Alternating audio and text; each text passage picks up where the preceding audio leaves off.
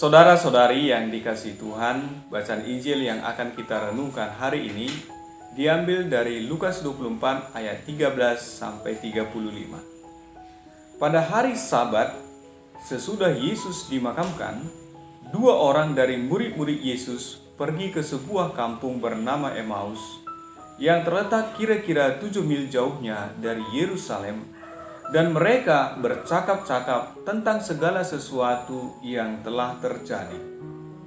Ketika mereka sedang bercakap-cakap dan bertukar pikiran, datanglah Yesus sendiri mendekati mereka, lalu berjalan bersama-sama dengan mereka. Tetapi ada sesuatu yang menghalangi mata mereka, sehingga mereka tidak dapat mengenal Dia. Yesus berkata kepada mereka, "Apa yang kamu percakapkan sementara kamu berjalan?"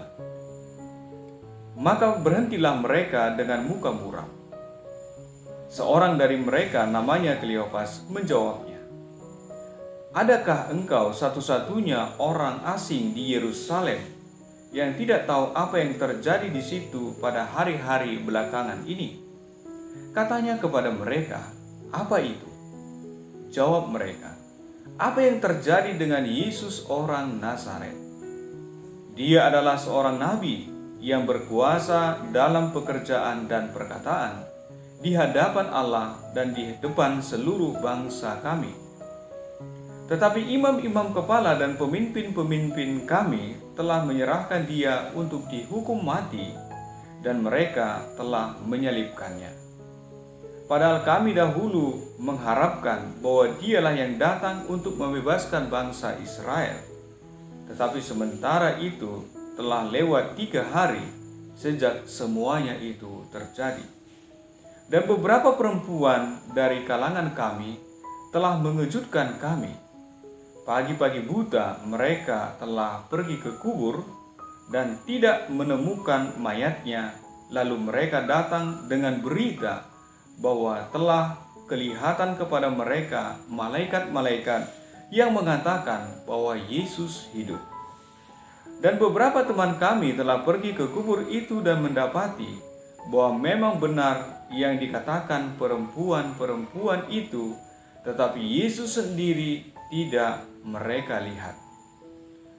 Lalu ia berkata kepada mereka, "Hai kamu orang bodoh, betapa lambannya hatimu sehingga kamu tidak percaya akan segala sesuatu yang telah dikatakan para nabi. Bukankah Mesias harus menderita semuanya itu untuk masuk ke dalam kemuliaannya?" Lalu ia menjelaskan kepada mereka apa yang tertulis tentang Dia dalam seluruh kitab suci, mulai dari kitab-kitab Musa dan segala kitab nabi-nabi. Sementara itu mereka mendekati kampung yang mereka tuju.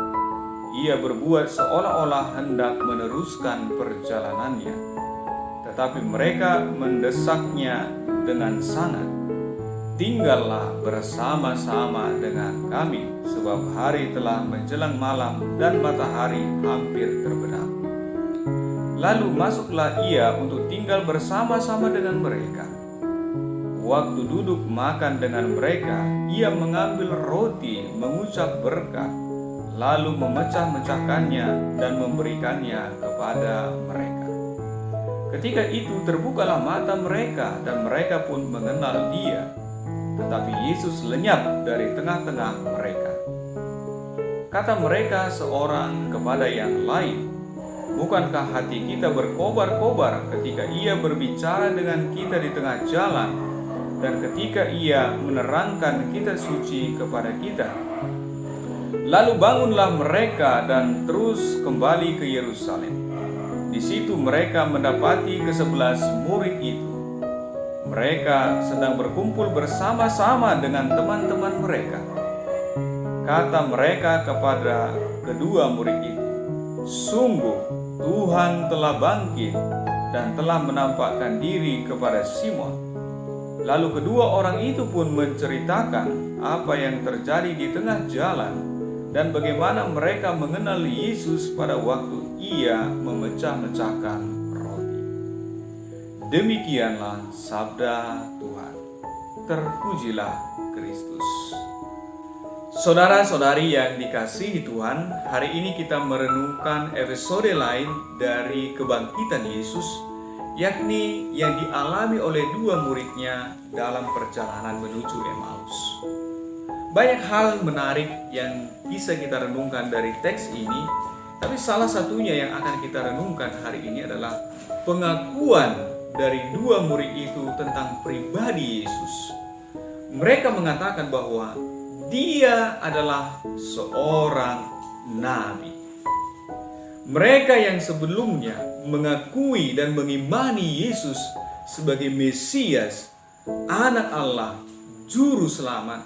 Tetapi ketika melihat Yesus mengalami penderitaan dan bahkan wafat di kayu salib, mengalami nasib yang tidak berbeda dari nabi-nabi sebelumnya, akhirnya mereka mengatakan bahwa Dia adalah seorang nabi. Dalam kekacauan, dalam frustrasi, dalam keputusasaan dan kesedihan, mereka menurunkan standar mereka dalam pengenalan akan Yesus. Yang dalam situasi normal dan dalam situasi di mana mereka masih mengalami perjalanan hidup bersama dengan Yesus, mereka mengimani Dia, mengakui Dia sebagai Mesias, Juru Selamat dan Anak Allah. Tetapi ketika mereka dalam kesedihan, keputusasaan, dalam keadaan frustrasi karena melihat Yesus mengalami penderitaan dan wafat, mereka hanya mengakuinya sebagai nabi. Dalam hidup kita sering juga mengalami hal yang serupa. Ketika dalam situasi normal hidup kita, apalagi dalam situasi penuh berkat dan keberhasilan, kita dengan mudah mengimani Yesus sebagai Tuhan, Juru Selamat, sebagai Mesias, penyelamat hidup kita. Tetapi ketika kita berada dalam situasi frustrasi, putus asa, dalam kepahitan hidup, kita barangkali mempertanyakan apa yang sebelumnya kita imani. Kita mulai mempertanyakan tentang iman kita, tentang pribadi Yesus yang kita imani sebagai Tuhan, Juru Selamat, Mesias, dan Anak Allah. Dan akhirnya barangkali kita sampai pada mempertanyakan, apakah Dia benar-benar Tuhan?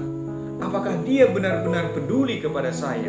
Apakah Dia benar-benar mengasihi dan mencintai saya? Jika Dia adalah Tuhan, jika Dia adalah Mesias, Anak Allah, peduli dan mengasihi saya, mengapa saya berada dalam situasi terpuruk saat ini? Mengapa saya mengalami kepahitan dalam hidup saya?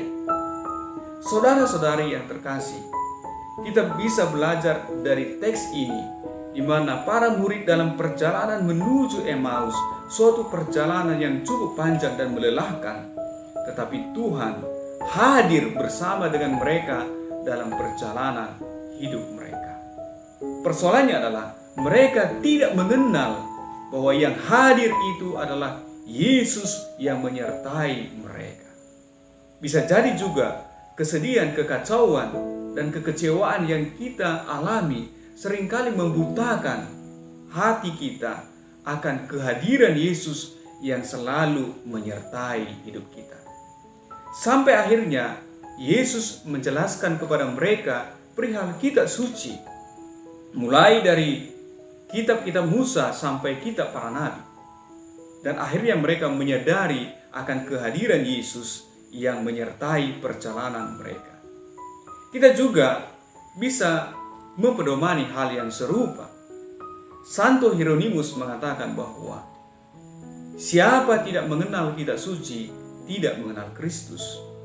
Maka sama seperti para murid ini disadarkan oleh Yesus melalui kitab suci, kita juga hendaknya membaca kitab suci. Dengan demikian kita menyadari penyertaan Tuhan dalam hidup kita. Dia menguatkan hati kita, Dia membuka kita sehingga kita bisa menyadari kehadiran Tuhan dalam hidup kita.